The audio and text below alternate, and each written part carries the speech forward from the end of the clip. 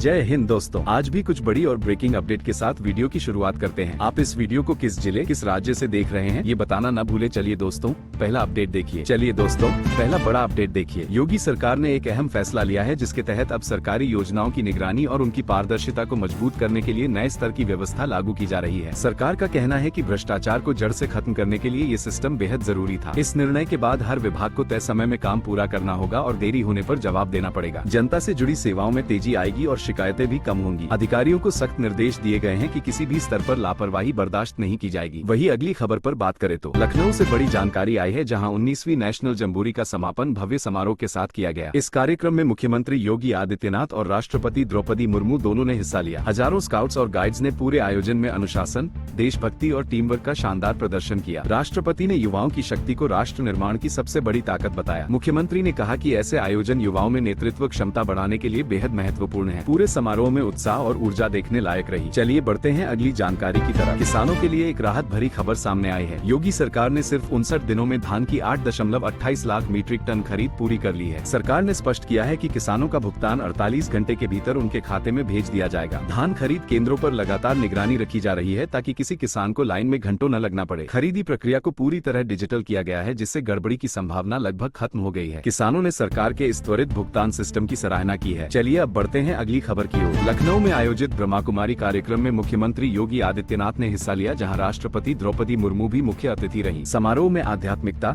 नैतिक मूल्यों और समाज में सकारात्मक सोच को बढ़ावा देने पर विशेष जोर दिया गया। राष्ट्रपति ने कहा कि शांति और एकता का मार्ग मन की स्थिरता से होकर गुजरता है। मुख्यमंत्री ने बताया कि समाज तभी आगे बढ़ सकता है जब विचार और व्यवहार दोनों में शुद्धता हो। इस कार्यक्रम में देश भर से आए लोगों ने भाग लिया और आध्यात्मिक मार्गदर्शन प्राप्त किया। चलिए देखते हैं अगली खबर। अब बात करते हैं सोने चांदी की कीमतों की, जो लगातार दूसरे दिन बढ़ती नजर आई है। दिल्ली, मुंबई, कोलकाता और चेन्नई सभी महानगरों में सोने के दाम ऊपर चले गए, जिससे खरीदारों में हल्की चिंता देखी गई। आर्थिक विशेषज्ञों का कहना है कि वैश्विक बाजार में अस्थिरता बढ़ने से सोने की कीमतों में उछाल देखा जा रहा है। चांदी के भाव में भी तेज बढ़ोतरी हुई, जिसने व्यापारी वर्ग को सतर्क कर दिया है। आने वाले दिनों में कीमतों में और बदलाव संभव है। लोगों को सलाह दी जा रही है कि निवेश सोच समझ कर करें। चलिए बढ़ते हैं अगली खबर पर। मौसम विभाग से एक ताज़ा अपडेट आया है कि उत्तर प्रदेश में ठंड और कोहरा दोनों तेजी से बढ़ने वाले हैं। लखनऊ, कानपुर और वाराणसी में सुबह के समय घना कोहरा छाने की पूरी संभावना जताई गई है। तापमान में लगातार गिरावट से लोगों की दिनचर्या पर असर पड़ सकता है। कोहरे के कारण दृश्यता कम होने से सड़क और रेल यातायात पर भी प्रभाव पड़ेगा। विभाग ने सलाह दी है कि लोग सुबह की यात्रा करते समय विशेष सावधानी बरतें। हाड़ कंपाने वाली ठंड अगले कुछ दिनों में और तेज हो सकती है। चलिए दोस्तों,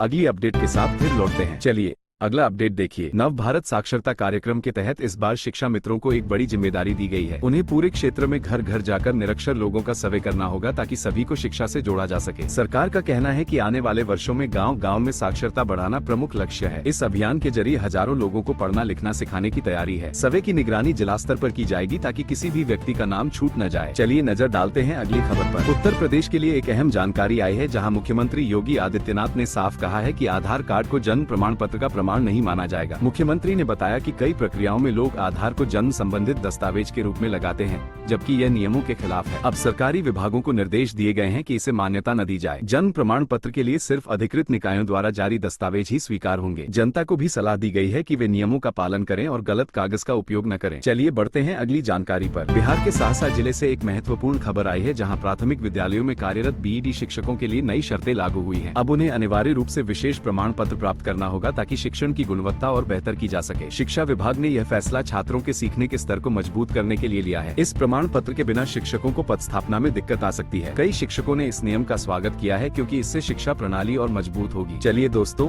अगली खबर की ओर बढ़ते हैं। उत्तर प्रदेश में बीजेपी जल्द ही अपने नए प्रदेश अध्यक्ष का चयन करने जा रही है और इस प्रक्रिया को अब तेज कर दिया गया है। पंचायत और विधानसभा चुनावों को ध्यान में रखते हुए संगठनात्मक मजबूती सबसे बड़ी प्राथमिकता बन गई है। पार्टी के वरिष्ठ नेता लगातार बैठकों में रणनीति तैयार कर रहे हैं। नए अध्यक्ष से उम्मीद है कि वे बूथ स्तर तक संगठन को मजबूत करेंगे। राजनीतिक हलकों में इस बदलाव को लेकर उत्सुकता बढ़ गई है। बहुत जल्द नाम की घोषणा होने की संभावना है। चलिए बढ़ते हैं अगली खबर पर। प्रयागराज से एक जरूरी अपडेट आया है, जहां ऑनलाइन वोटर लिस्ट में नाम जोड़ने और सुधार करने की प्रक्रिया जारी है। SIR फॉर्म भरने की अंतिम तिथि भी तय कर दी गई है और आयोग ने लोगों से अपील की है कि समय रहते फॉर्म जमा कर दें। युवा वोटरों को विशेष रूप से जागरूक किया जा रहा है ताकि उनका नाम सूची में जरूर शामिल हो। अधिकारियों को निर्देश दिए गए हैं कि किसी भी आवेदन में देरी न होने दी जाए। चुनाव आयोग पूरी प्रक्रिया को डिजिटल और और पारदर्शी बनाने पर जोर दे रहा है। चलिए बढ़ते हैं अगली खबर पर। उत्तर प्रदेश में होमगार्ड की भर्ती को लेकर नया संशोधन लागू किया गया है। कुल 41,424 पदों पर भर्ती प्रक्रिया को और पारदर्शी और प्रभावी बनाने के लिए नियम बदले गए हैं। उम्मीदवारों की लंबाई, वजन और शारीरिक दक्षता से जुड़े मानकों को अपडेट किया गया है। विभाग ने स्पष्ट कहा है कि अब भर्ती पूरी तरह डिजिटल निगरानी में होगी ताकि किसी प्रकार की गड़बड़ी न हो। अभ्यर्थियों में इस संशोधन को लेकर उत्सुकता बढ़ गई है। आधिकारिक सूचना में पूरी प्रक्रिया जल्द जारी होने की जानकारी दी गई है। चलिए बढ़ते हैं अगली खबर पर। सरकारी नौकरी की तैयारी कर रहे युवाओं के लिए एक महत्वपूर्ण सूचना सामने आई है। बीआरओ में कुल 542 पदों पर भर्ती के लिए कल अंतिम तिथि है और विभाग ने कहा है कि जिन उम्मीदवारों ने अभी तक आवेदन नहीं किया है वे तुरंत प्रक्रिया पूरी करें। इन पदों पर तकनीकी और गैर तकनीकी दोनों श्रेणियों में नियुक्तियां की जानी है। आवेदन पोर्टल पर लगातार भीड़ बढ़ रही है क्योंकि अंतिम समय में अक्सर सिस्टम धीमा हो जाता है। विभाग ने युवाओं को समय रहते आवेदन करने की सलाह दी है। चयन प्रक्रिया कई चरणों में पूरी की जाएगी। चलिए दोस्तों अगली खबर के साथ फिर लौटते हैं। वही एक और अपडेट देखिए। उत्तर प्रदेश सरकार ने शिक्षा विभाग में बड़े पैमाने पर फेरबदल किया है और 6 जिलों में नए बेसिक शिक्षा अधिकारियों की पोस्टिंग कर दी गई है। सरकार का कहना है कि यह बदलाव शिक्षण व्यवस्था को और मजबूत बनाने के लिए आवश्यक था। नए बीएसए को स्कूलों में गुणवत्ता सुधारने और निरीक्षण बढ़ाने की जिम्मेदारी दी गई है। विभाग ने स्पष्ट किया है कि सभी जिले अब सख्त मॉनिटरिंग में रहेंगे। इससे शिक्षकों की मौजूदगी और कक्षाओं के संचालन में सुधार की उम्मीद है। चलिए बढ़ते हैं अगली खबर पर। कामकाजी लोगों के लिए एक बड़ी राहत की खबर है, जहां नए लेबर कोड में प्रावधान किया गया है कि नौकरी से निकाले जाने पर कंपनी सीधे आपके बैंक खाते में 15 दिनों का कौशल मुआवजा देगी। ये भुगतान अधिकतम 45 दिनों के भीतर कर दिया जाएगा। सरकार का कहना है कि इससे अचानक बेरोजगार हुए लोगों को आर्थिक सुरक्षा मिलेगी। नए नियमों में कर्मचारियों की सुविधाओं और अधिकारों पर अधिक फोकस रखा गया है। कई विशेषज्ञों ने इस बदलाव को ऐतिहासिक कदम बताया है। चलिए दोस्तों अगली खबर की ओर बढ़ते हैं। उत्तराखंड के हरिद्वार जिले से एक अहम सूचना आई है, जहां ई-केवाईसी की अंतिम तिथि 30 नवंबर तय कर दी गई है। अगर इस तारीख तक प्रक्रिया पूरी नहीं की गई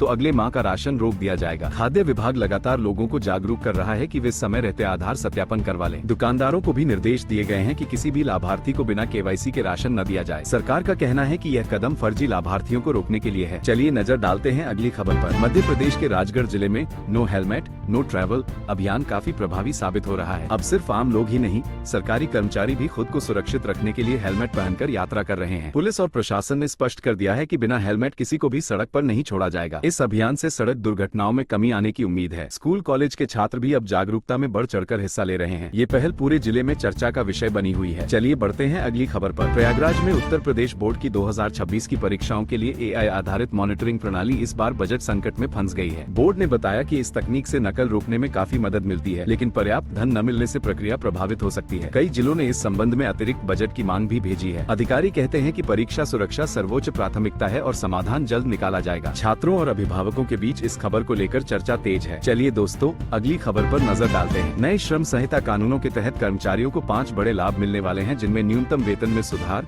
वार्षिक स्वास्थ्य जांच, ग्रेच्युटी की बेहतर व्यवस्था, सामाजिक सुरक्षा और काम के घंटे तय होना शामिल है। सरकार का कहना है कि इन बदलावों से कामकाजी वर्ग का जीवन स्तर काफी बेहतर होगा। कंपनियों को भी इन नियमों का पालन अनिवार्य रूप से करना होगा। कई रोजगार विशेषज्ञों ने इसे श्रमिकों के हित में महत्वपूर्ण सुधार बताया है। नया सिस्टम अगले वर्ष से पूर्ण रूप से लागू किए जाने की संभावना है। चलिए बढ़ते हैं अगली खबर पर। वित्तीय क्षेत्र में करियर बनाने वाले युवाओं के लिए एक बड़ी जानकारी सामने आई है। भारत में वित्त क्षेत्र की शीर्ष नौकरियों में शुरुआती वेतन 1 लाख रुपए से अधिक बताया जा रहा है। वित्त प्रबंधन, ऑडिट, डेटा एनालिटिक्स और निवेश सलाहकार जैसे क्षेत्रों में तेजी से अवसर बढ़ रहे हैं। कई बहुराष्ट्रीय कंपनियां भी इस क्षेत्र के युवाओं को आकर्षक पैकेज दे रही हैं। विशेषज्ञों का कहना है कि आने वाले वर्षों में इस सेक्टर में मांग और तेज होगी। यदि आपके पास कौशल है तो ये करियर बेहद लाभकारी साबित हो सकता है। चलिए दोस्तों अगली जानकारी के साथ फिर लौटते हैं।